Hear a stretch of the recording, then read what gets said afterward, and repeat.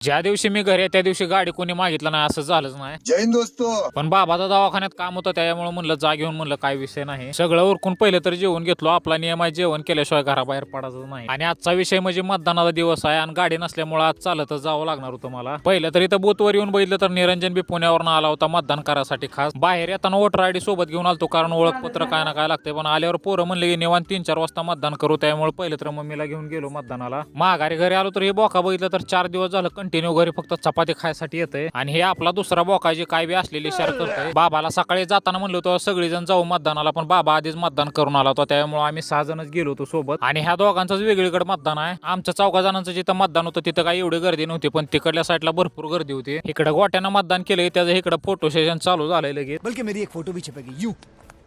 मेरी क्यों नहीं? छपेगी लेकिन तेरी छोटी छपेगी। क्यों? डिग्री नहीं ना तेरे पास। रामभाऊचं माझं लवकर मतदान झालं होतं. आम्ही दोघं इकडे